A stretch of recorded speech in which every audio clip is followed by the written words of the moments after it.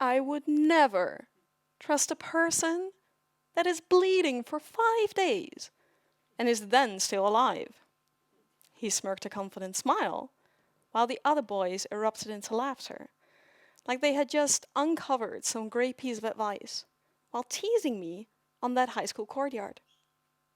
So there I was, girl growing up to be a woman, navigating those awkward, uncertain years, when I was trying to figure out who I was, whilst balancing my self-esteem, my interpretation of the expectation of others, and the odd realization that I was being looked at, judged from just a glance. And there they were, boys growing up to be men, navigating those awkward, uncertain years, when they were figuring out who they were, whilst balancing their self-esteem, their interpretation of the expectation of others, and the odd realization that they were expected to be strong and sturdy, not as emotional as the girls. At that time, age 12 or 13, both the boys and I were going through tremendous physical changes. Their voices dropped, hair started to grow in the most unwelcome places, and physical strength became an asset in their social hierarchy. And to top it off, their primary reproductive organ quadrupled in size. I can imagine that does something to a person. And I can imagine it, but I cannot feel it. I do not possess that lived experience. And the boys, on the other hand, have no idea what it's like to be a girl or a woman, what it's like to live in a world that demands your perfection, but questions your ability, or what it is like to be internally dynamic, following the rhythm of a menstrual cycle. And the bleeding is indeed a very apparent aspect of it, but it's usually not the most important.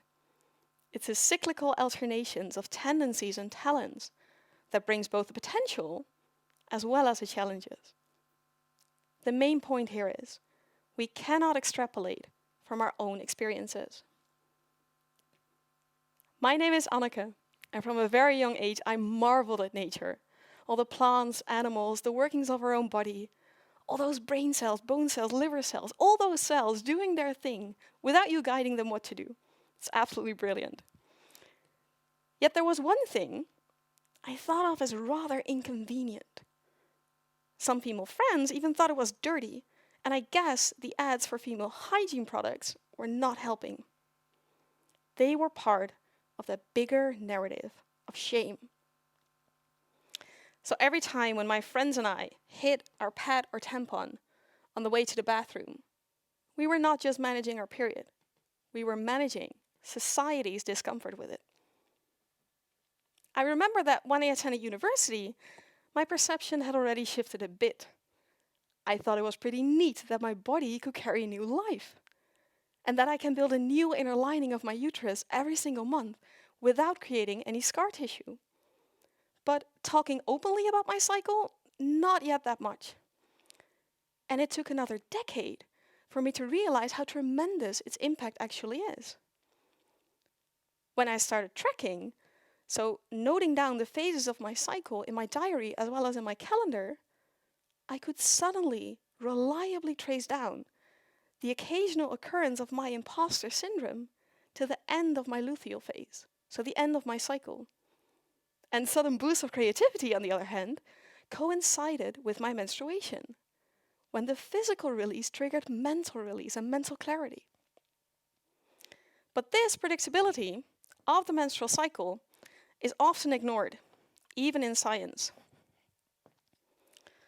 Most studies are done on male animals, including men. Why? Well, in the 1960s, all women of childbearing potential were denied access to clinical trials. That phrase, coined by the FDA, was then interpreted to mean anyone capable of becoming pregnant. But that's nearly any woman. And then besides that ban, which was reinforced until the 90s, men were also considered to be more stable, thus making medical studies more reliable. But how reliable is it really? To test only half of the population and then extrapolate your findings to the other half? It clearly isn't. It's bikini science. Yeah, it's assuming that a woman differs only from a man via the body parts that are covered by her bikini. And even those body parts are drawn incorrectly. This is a common representation of the female reproductive system. But sexual glands, similar to the male prostate, are hardly ever shown. Neither are the crypts that the cervix has to store sperm. And the vagina is not a hole that needs to be filled. It's closed. It contains mucus that alternates in its constitution, protecting the uterus and only allowing the passage of sperm during fertile windows. I'm so sure that if men had a uterus, they would boast about it. They would be so proud of it. They would tell how it can grow from 100 to 1,000 grams during pregnancy. And they would definitely depict all the layered walls. But, wait, maybe they would even compare sizes, right? Yeah, I think so. But they don't have it. They do not possess this organ. And it's really only recently, after speaking about the human body for about 12 years, that I realized that omissions like these, combined with the societal rules about what it means to be a man or a woman, lead to tremendous blind spots. They hinder truly understanding our body and how your body differs from your friends, your partner, someone who is of a different age. Those societal rules are persistent and prominent because our brain cares deeply about sex and gender. It matters. It is linked to reproduction and thus vital. It matters so much that is one of the first things you will recognize in people you meet on the street. You can try it out. It happens very quickly. And it happens so quickly that it's an easy marker for discrimination and biases as well. Now, gender and the richness of human experience is independent from bodily characteristics. But that body is exactly what I want you to focus on now. Physically, you have a collection of male or female characteristics. If you have some of both, you're intersex. But most of us are biological male or biological female. Now, I don't care so much about the shape or size of the flesh that dangles between your legs. That's great and lovely for its very own reasons. But I want to dive into the deep biological forces that signal your sex. It's a force that floats through your arteries and veins, that triggers your impulses, directs your behavior, and even establishes the powerful transformations within your body. Adrenaline makes you run from danger. Melatonin nudges you to sleep. And ghrelin triggers you to find food in a more or less hungry state. These unavoidable forces within your body are your hormones. And unlike societal stereotypes may want you to believe, hormones are dynamic, powerful, and interesting for everyone. After studying biology, I became a university teacher and then a senior lecturer. Being the nerd I am, it fits to be surrounded by knowledgeable people. But then I discovered that even at universities, knowledge can be missing. When a colleague and I shared a drink in the pub together, he confessed, "I wish I knew about hormones so much earlier in my life." "Why?" I asked. "I could have supported my wife so much better when she carried our sons. I thought she was overreacting and complaining too much." There are very few experiences that are depicted so pink and fluffy, whilst in reality being taxing and often dangerous, as human pregnancy and birth. During pregnancy, it's not only the steep rise of your own hormones that you might need to get used to, but the growing fetus adds one to the mix as well. And it explains the common nausea and vomiting. And then, after delivery, the postpartum drop is the biggest anyone can ever experience. You cannot fight it with willpower, but knowledge certainly helps. Knowledge can be the first step towards empathy. Because when you understand that a surge in prolactin can cause a drop in dopamine, You don't have to feel guilty anymore for feeling depressed when feeding your little baby. It's okay. It's your hormones and some neurotransmitters that kick you out of balance. Knowledge also helps in making choices that support you. Now guys, gentlemen, this is where you want to be paying special attention because you are in a tricky position here. Do you know that story of that frog that sits in a bowl of water? It's a bit like a fairy tale, although there is no princess and no kiss.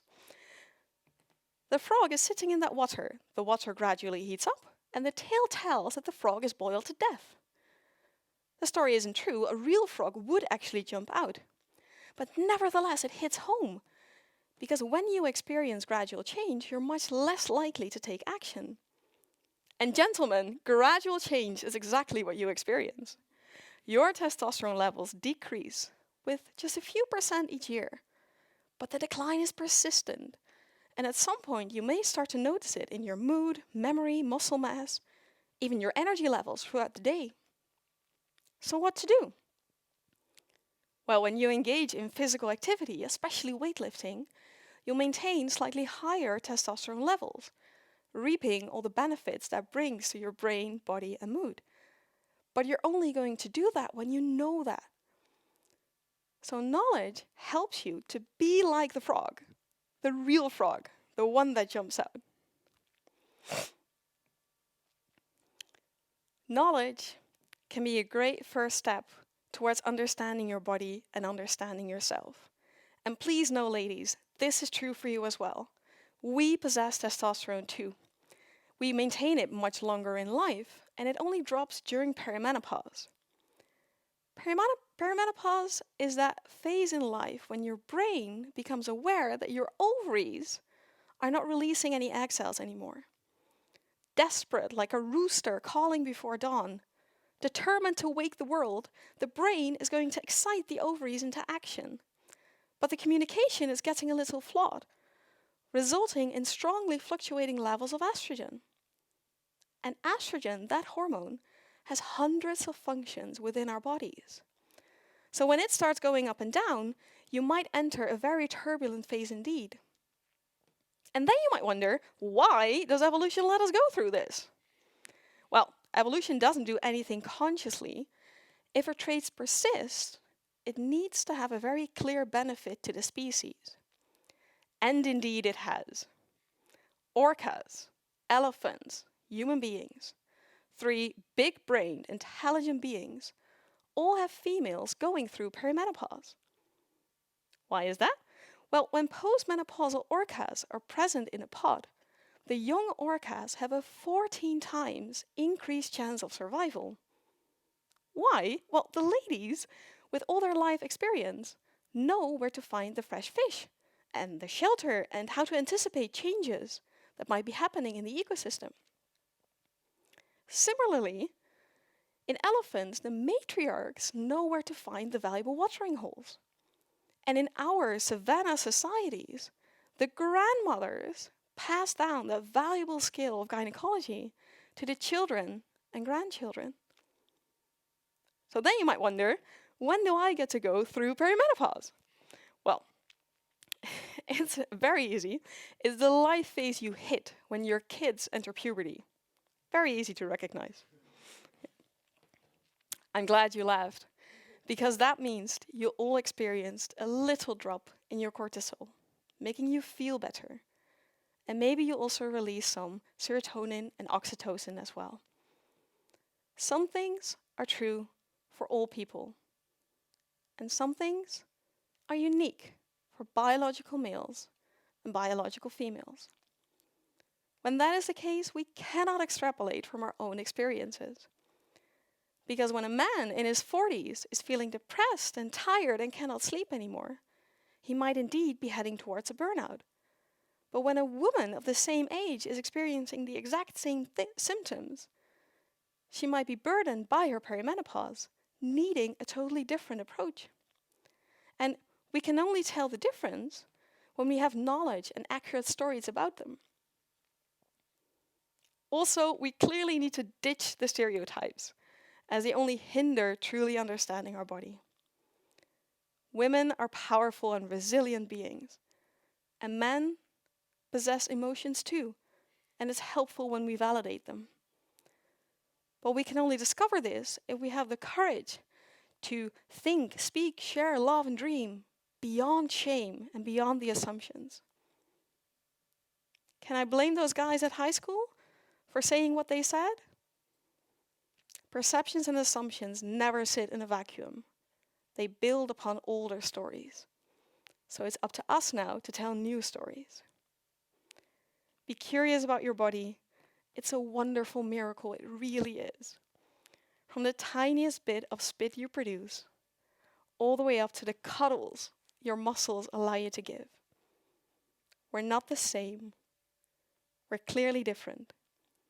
Let's be curious about those differences and tell amazing, truthful stories about them. Thank you.